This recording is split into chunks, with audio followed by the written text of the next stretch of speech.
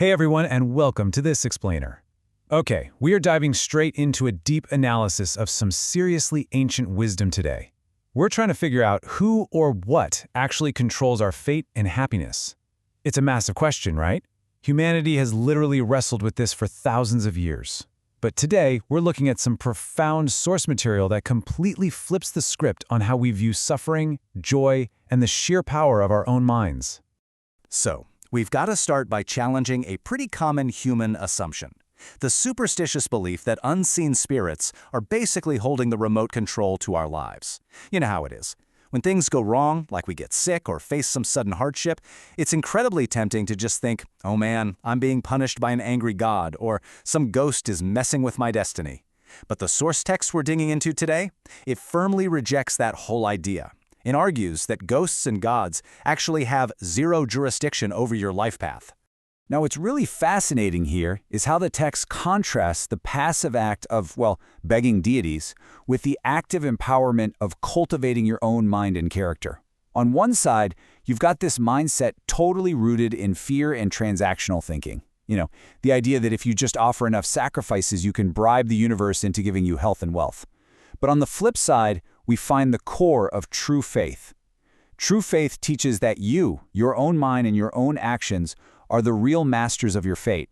It's all about taking radical, absolute responsibility. And honestly, we can spot the logical flaw in superstition right here. Just think about it for a second.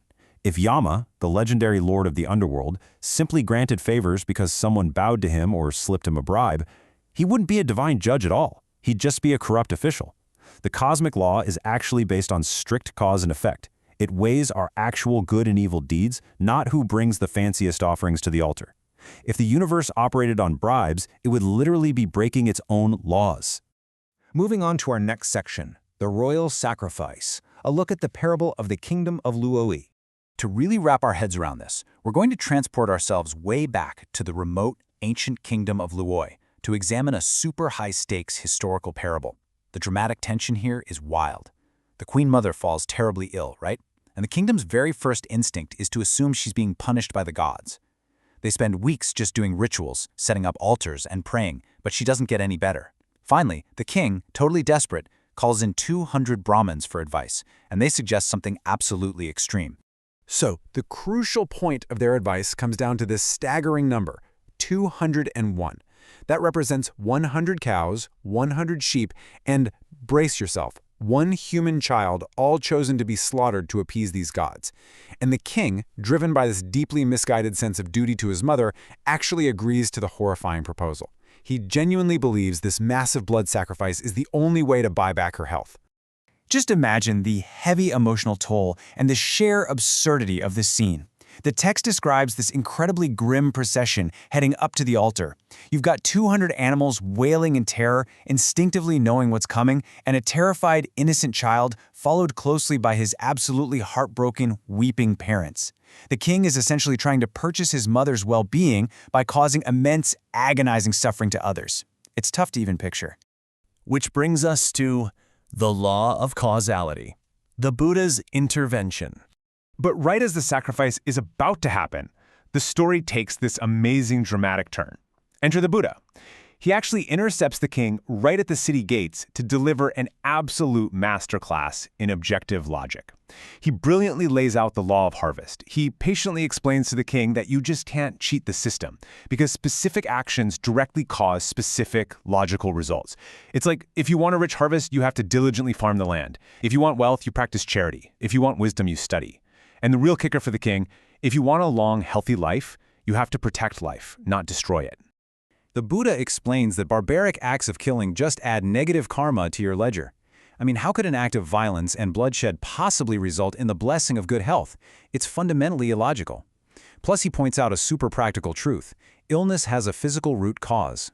When someone is sick, the solution isn't to sacrifice a sheep or a child on an altar. The solution is to find a doctor and get actual medical treatment. Now, get this. The Queen Mother is actually sitting right there in her carriage listening to this entire exchange. Hearing this profound logic, she experiences a massive epiphany.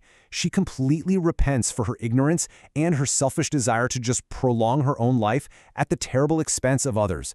And the text notes something incredible. As her mind opens up to this compassionate truth, she feels incredibly joyous and instantly feels her physical pain lighten up. Her mental shift quite literally impacts her physical reality. Talk about a game changer. Next up, we have the power of true faith, upgrading our beliefs. Let's see how this transforms from a dramatic story into a much broader philosophical lesson about upgrading our entire belief system. Because this isn't just some ancient fable, it's a blueprint for how we operate today. True faith isn't about escaping reality or begging for divine shortcuts. An unevolved belief system is entirely transactional. It's basically asking a higher power to fix your problems while you just sit back.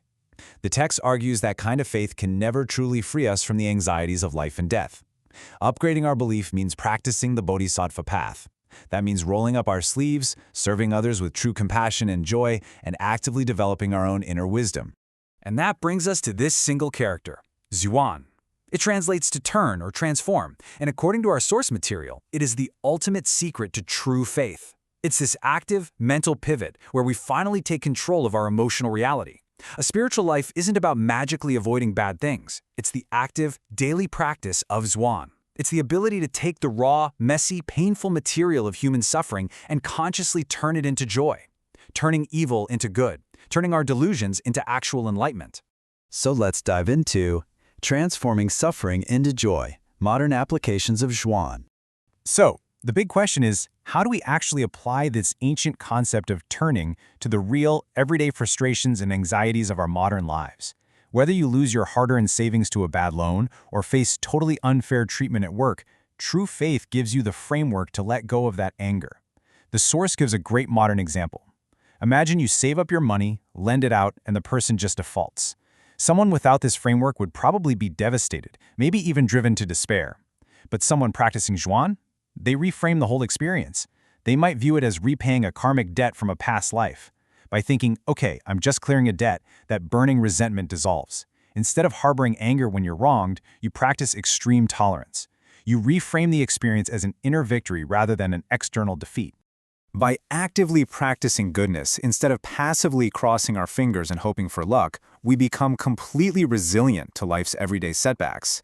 And that is the absolute ultimate takeaway of this explainer.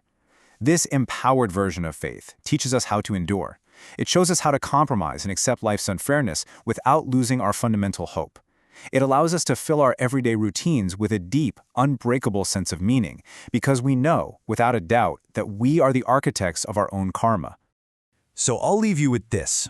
As you face your own challenges today, whether it's a stressful conflict at work, a sudden health scare, or just the heavy grind of daily life, remember the Queen of Luoya.